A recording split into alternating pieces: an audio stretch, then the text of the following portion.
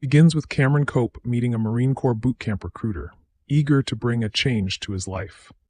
For years he's been bullied for being different, mocked for his music tastes, cornered and shaved in the school bathroom even on graduation day.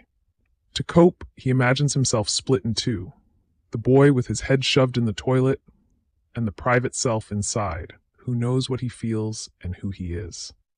That inner voice, sometimes angel and sometimes devil, keeps getting louder the more he tries to ignore it. While Cameron wonders what comes next, his best friend Ray McAfee calls with bad news. Ray planned to enlist in the Air Force, but was rejected because of a vision problem. Determined not to lose his friend and fascinated by the Marines' buddy system, which promises to keep enlisting friends together, Cameron decides to sign up for boot camp himself and hide that he's gay. He will lock it up, a phrase that becomes his private mantra. At the Marine Corps Recruit Depot in Parris Island, South Carolina, Cameron and Ray meet Staff Sergeant McKinnon. The arrival is a shock. Drill instructors are loud, commanding, and unrelenting. They shout to break hesitation, call out mistakes publicly to force conformity, and use harsh nicknames to strip away ego. Inspections happen inches from recruits' faces. Exercises repeat until standards are met. It isn't pure cruelty. The goal is to tear down individuality so recruits can be rebuilt as Marines able to function under pressure, but to a kid like Cameron, it's terrifying. Everything moves fast. Scripted phone calls home, heads shaved, meals swallowed in minutes of chug time. Back in Texas, Cameron's mother Barbara realizes too late what her son has done when she hears his recorded message. She drives to the recruiting office seeking answers, but is charmed and deflected by the recruiter's polished reassurances. Cameron panics almost immediately, convinced the other recruits know he's gay and that enlisting was a huge mistake. Ray tries to calm him, but gets his own share of abuse, for his race and for simply being different. Still, we catch glimpses of Cameron's lightness and humor. Instead of watching Full Metal Jacket like Ray suggested, he confesses he caught a rerun of The Golden Girls and identifies with Rose. Not every moment is cruelty. Sergeant McKinnon quietly brings proper shaving cream for dark-skinned recruits, rather than forcing everyone to use the same harsh foam. Yet, the tests are real. When a strength trial threatens to wash out weaker recruits, Cameron initially plans to fail. Seeing bullies target both him and a heavier classmate named John, he changes course, telling John no one's packing bags today and pushing through the event. Meanwhile, Captain Fajardo, one of the few female officers, put on leave a drill instructor after he attacks Ray in a moment of explosive frustration. Cameron is shaken. If Ray can't make it, how can he? Ray, humbled but still defiant, urges Cameron to stay. He belongs here just like everyone else, and Ray needs him too. A new figure arrives at Platoon 2032, Sergeant Sullivan. Immediately, Sullivan recognizes something in Cameron, an unspoken understanding. We learn more about Sergeant Sullivan, the enigmatic new drill instructor. His file reads like a ghost story. A recon Marine with covert operations experience, a duty station in Guam, 3 commendations for valor and a Silver Star, yet most of his record is heavily redacted. Among the new recruits, we meet John and Cody Bowman, twin brothers born into a long Marine tradition. John fears being the first man in their family to fail. Hoping to keep both of them alive and moving forward, he proposes a pact. He will help Cody with the academics, and Cody can help him with the physical grind. Cody refuses. Pride and old wounds run deep. Flashbacks fill in their history. As boys, Cody crawled into John's bed during storms for comfort. Their father, abusive and openly disappointed in John, favored Cody and forced him to say cruel things to his brother.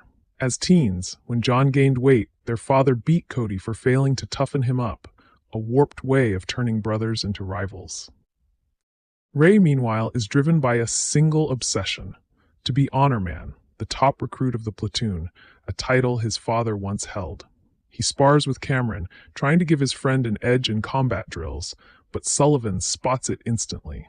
Later, he warns Ray that Cameron could become a weakness if he keeps protecting him. Ray stays focused, convinced he needs this achievement to prove himself to his father. Cameron, still keeping his sexuality hidden, starts to find small cracks in the isolation. He bonds with Nash, a smart, affable reservist, planning to add Marine service to his resume when he heads to Howard University.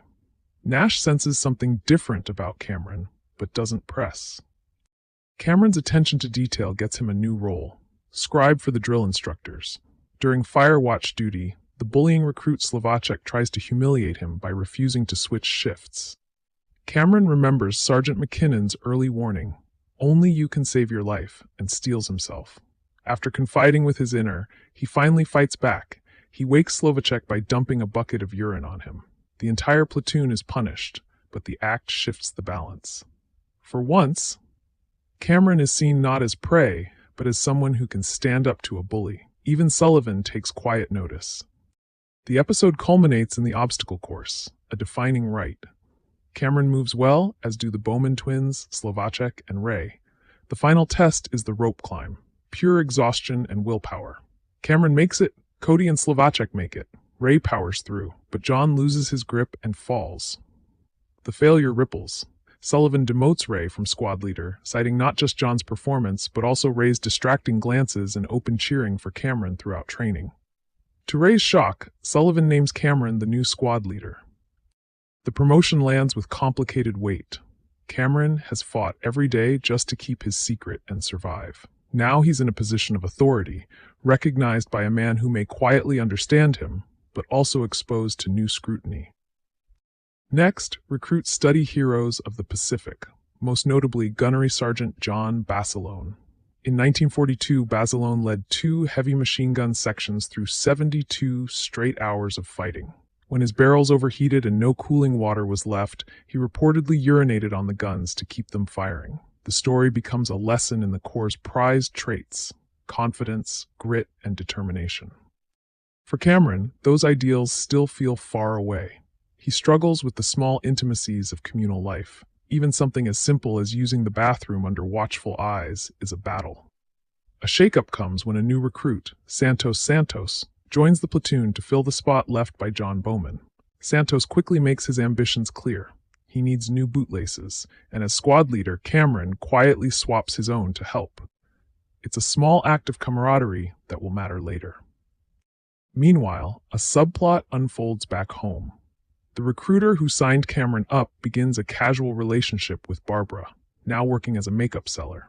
Hoping to help her business, he suggests a mother support group on base. A misunderstanding follows. The women assume Barbara's son has died in service, and sympathy fuels a spike in her sales, a bittersweet, slightly absurd moment that underscores how far removed she is from Cameron's real struggle. Back on Paris Island, Sergeant Sullivan receives a mysterious letter that darkens his mood. Just after the platoon finishes a spotless dorm inspection, he storms in and destroys their work, furious and looking for an outlet. He seems determined to break Cameron's fragile footing as squad leader. Santos, shrewd and ambitious, spots his chance to impress. The week's trial is the confidence course, a series of daunting obstacles: the reserve course, the slide for life, and the towering stairway to heaven. Sullivan singles Cameron out, making him sit out or stumble through sections to chip away at his authority. On the final climb, the swapped bootlace jams, threatening to strand Cameron mid-air. For a split second, Sullivan helps, an unexpected flicker of empathy, but it vanishes as fast as it appears. "If there are no faggots in my Marine Corps," he snarls, "why are you still here?" Cameron is demoted, and Santos is promoted to squad leader. Yet, in an ironic grace note, Santos quietly hands Cameron a fresh set of laces, a small kindness after taking his role. Later, Cameron deepens his bond with Nash. Sharing a smuggled sandwich, Nash admits his family doesn't know he's at boot camp. They believe he's in Angola building summer camps. To them, the military is another system of oppression. Nash dreams bigger. He wants to fight for change from the inside, even run for president someday. Unlike Jesse Jackson, he says, he wants service on his record so voters will take him seriously. The week ends with the tear gas test. Recruits enter a gas chamber masked. Once inside, they're ordered to remove protection and endure the burn before exiting. Sullivan reframes the lesson. Strength isn't about size, it's about an inner fire, the confidence that nothing can break you. As the room fills with gas, men cough and flee. Cameron stays the longest, eyes streaming, proving a quiet toughness Sullivan hadn't expected. For the first time, the sergeant seems impressed. In the final scene, we learn what rattled Sullivan. The letter was from Guam, warning him that NCIS is asking questions about his past and that he should watch his back. He burns the note to ash, a hint that his own secrets may soon surface. Next, a flashback to Ray's childhood. His father once pulled him out of school midday after an episode, but refused to label it an illness. Concentration, focus, discipline, he told young Ray. If you master those, there's no room for nerves. The mantra stuck, shaping Ray's belief that weakness is fatal. Back in the present, the platoon faces Swim Week, a mandatory test that decides who advances. Sullivan is privately weighing his own future. His re-enlistment window is closing. Expected to stay a drill instructor, he hesitates, haunted by unfinished business in Guam. Ray fails his first swim attempt and unravels. Flashbacks of his father blur with the present. Sullivan and McKinnon's barking feels unbearable. Perfection has always been Ray's armor. Without it, panic floods in. Cameron sees his friends slipping and decides to intervene.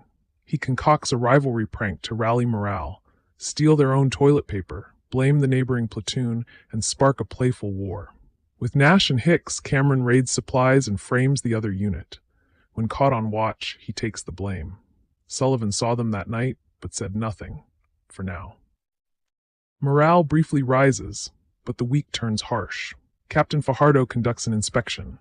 The platoon fails. Furious, McKinnon trashes their spotless barracks. During the chaos, he finds Nash's private notebook, filled with sharp and often cruel observations about everyone, including McKinnon and Cameron. He labels Cameron not Marine material and kinda faggy, a cut that lands hard. Meanwhile, Sullivan meets with a lawyer about his re-enlistment. 3 months earlier in Guam, something went wrong. Staying may carry risk. When he tells Captain Fajardo he plans to leave, she urges him to reconsider. He's exactly the kind of Marine she's trying to build at Parris Island. Ray's past keeps surfacing. Another flashback shows his father confessing that even he nearly washed out before earning Honor Man. You can't let anyone see weakness, he warned. Lock it up. Overcome. It's the same creed Ray is now drowning under. That night, the recruits plan their big strike on the rival platoon, clog toilets, steal their flag, spark a full prank war. Ray, Santos, Ochoa, and Hicks move out, but Cameron is missing. Sullivan has intercepted him, dragging him to the dumpsters where their hoarded toilet paper sits. What follows is the episode's emotional core. Cameron admits the prank wasn't sabotage, it was loyalty. Ray needed a win, and he wouldn't let his friends sink. He says he'd rather fail himself than watch Ray fail. Sullivan counters, "It doesn't matter what I think, it matters what you think. Will you surrender when it's hard to your brothers, your future, your country?" Cameron answers quietly but firmly, he wants to be a Marine. He belongs here. For the first time, Sullivan speaks without venom. He tells Cameron to stop seeing himself as less than and to claim his place. The exchange feels like hard-earned respect. By the end of the week, Sullivan signs his own re-enlistment papers, choosing to stay in the Corps. Just as he does, NCIS investigators arrive at Parris Island, hinting that his murky past in Guam may be catching up with him. Next is a chaos. A drill instructor performs CPR on a fallen recruit as medics rush in. Then the timeline jumps back 2 weeks to show how the platoon got here. It's rifle qualification week, the first time these young Marines will be trained as riflemen. The unit has begun to bond. The early awkwardness is fading into a rough brotherhood. Back home, Barbara is still building her makeup business among Marine mothers. Her fragile charade cracks when Ray's mother shows up at a sales event and blurts out that Barbara's son is alive and in boot camp. The other women, who believed Barbara's story that Cameron had died, are stunned, and Barbara's sales pitch collapses. At Parris Island, Sullivan formally decides to re-enlist, committing to stay a drill instructor. Before the recruits fire live rounds for the first time, Hicks tells Ray the truth about the legendary toilet paper raid. It wasn't the rival platoon. Cameron orchestrated it. Cameron, rattled, loses focus on the firing line, but Sullivan quietly steadies him. Elsewhere, Ochoa proves a natural marksman, but admits to Cameron he's conflicted about killing. Cameron listens without judgment and helps him center. Cameron and Ray finally clash. Cameron defends the toilet paper stunt. Ray needed a boost during swim week. Ray accuses Cameron of secretly liking the role of the screw-up, while Ray carries perfection. Cameron fires back. During swim week, their roles flipped, and Ray hated it. The fight turns ugly when Ray suggests Sullivan's sudden support might be personal, hinting there's something between the sergeant and Cameron. Punches fly. Meanwhile, McKinnon zeroes in on Nash, who's been drifting. Nash talks about deliberately failing to escape the core. McKinnon warns, if Nash sinks on purpose, Slovacek will go down with him. Only he will end up in prison. Nash shrugs that he isn't responsible for others. McKinnon snaps back. That's exactly what a Marine is, responsible for more than himself.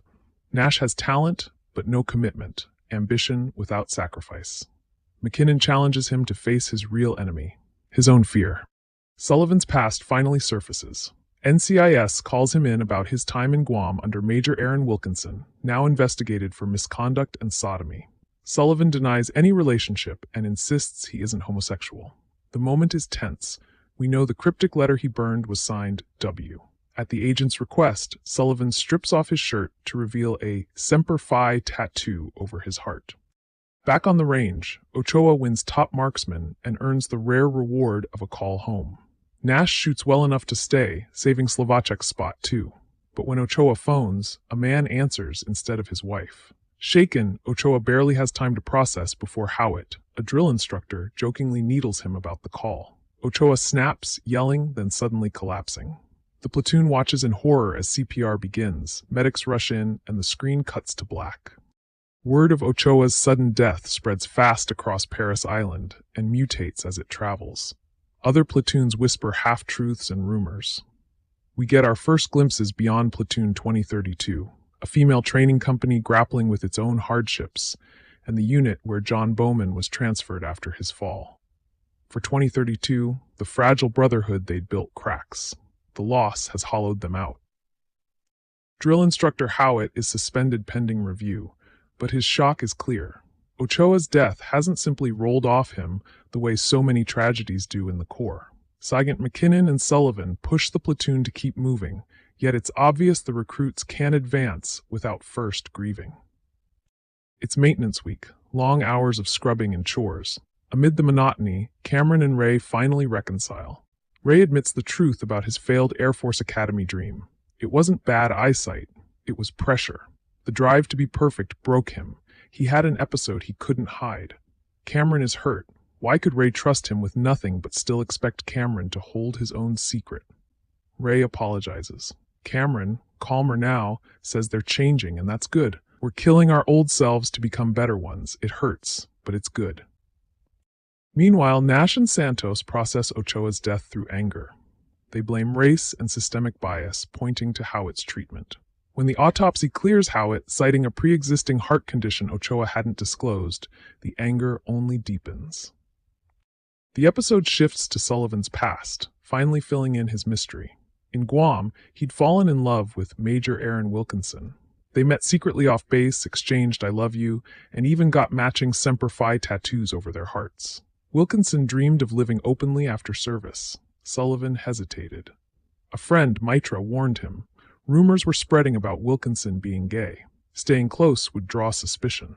Sullivan pulled back, called in a favor to transfer off the island, and told Mitra he'd made a clean break, officially framing Wilkinson's affection as an unwanted advance. It was a survival move, but one that left deep scars. That's how Sullivan arrived at Parris Island, guarded, closeted, and carrying regret. Back in the present, the platoon spirals. Anger boils over into a food fight in the mess hall. McKinnon, recognizing their need to mourn, calls in the base chaplain. Nash confesses guilt over what he'd written about Ochoa in his notebook. He can't rage at others when he's furious with himself. Cameron admits he sensed Ochoa was hurting the night before and wonders if he could have done more. Sullivan, in a rare act of compassion, hands out alcohol. The recruits pour one out for Ochoa, drink, and slowly let their guard down. Jokes return. Apologies land. By night's end, the platoon begins to feel like a family again, bruised but bonded. Meanwhile, Captain Fajardo confides in McKinnon. She knows NCIS is investigating Sullivan, suspecting he's gay. McKinnon's response is blunt, He doesn't care who he loves. He's outraged that a Marine with a silver star is being judged for his private life. The barracks finally get a new body, Jones, a recruit who immediately gives off the quiet signal that he too might be gay. His arrival is a reminder that the cycle keeps turning. New faces, new secrets, and the same heavy question of belonging. Next, we saw Sullivan attending the wedding of his old friend Mitra. There, he learns the truth. Mitra was the one who reported Major Wilkinson to investigators. As speeches drone on, Sullivan slips into an imagined conversation with Wilkinson, the man he once loved in Guam. Surrounded by medals, he feels hollow. Despite every decoration, he realizes he's still a stranger to love. Back at Paris Island, the arrival of Jones unsettles Cameron. Jones is sharp, confident, and immediately sets off a quiet spark. While doing clerical work for the drill instructors, Cameron peeks into Jones's file and learns he was previously in the Crip platoon after incidents of sleepwalking. It's hand-to-hand combat week, a brutal milestone. Santos, desperate to stay connected with his young daughter after rumors of a recruit's death reached her, tries to trade food and favors for phone access. He's caught, but Howitt, shaken and softened by Ochoa's death, allows him a single birthday call, warning that if the call goes badly, he must talk before doing anything rash. Meanwhile, Ray comes down with an illness and spends time in the infirmary, where he reconnects with Alice, a fellow Marine he'd met earlier. They talk openly for the first time about families and dreams. Ray, usually guarded, seems smitten. Cameron and Jones bond quickly. Jones admits he's gay too and confides how exhausting it is to hide under constant scrutiny. He advises Cameron to act like he belongs anywhere, even when terrified. But he also picks up that Cameron is inexperienced, no gay friends, no real community. Jones coaches him to stand taller. Quietly, both suspect Sullivan might also be gay. Sullivan notices their growing friendship and worries. He's lived closeted for survival. A visible connection between two gay recruits could paint a target. So he strikes a dangerous bargain with Jones. If Jones wants out of the Corps, Sullivan can help secure a medical discharge. In return, Jones must push Cameron in the ring, hard, and drag the fight out until Cameron's buried rage finally breaks loose. Sullivan frames it as toughening Cameron for combat. Before the match, Jones tells Cameron they will stage the fight. Cameron should land one good punch, then will fold to make it look credible. But once they square off, Cameron realizes Jones lied. Jones comes at him full force. Years of bullying and boot camp humiliation explode out of Cameron. He fights with raw, frightening power, pounding Jones until McKinnon intervenes to stop it. It's ugly but transformative.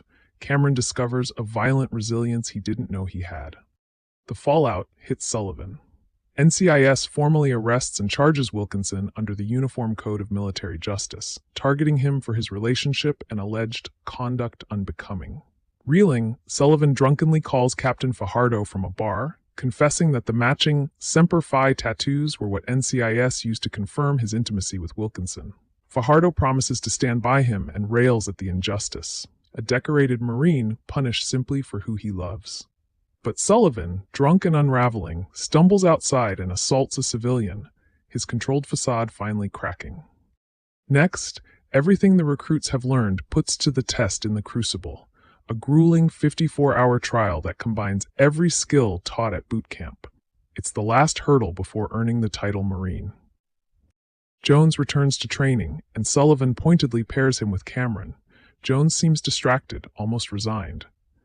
Back home, Ray's mother visits Barbara, who is once again packing up to move. Barbara confesses a painful truth. She admits she tried to toughen Cameron up when he was little and often left him to fend for himself.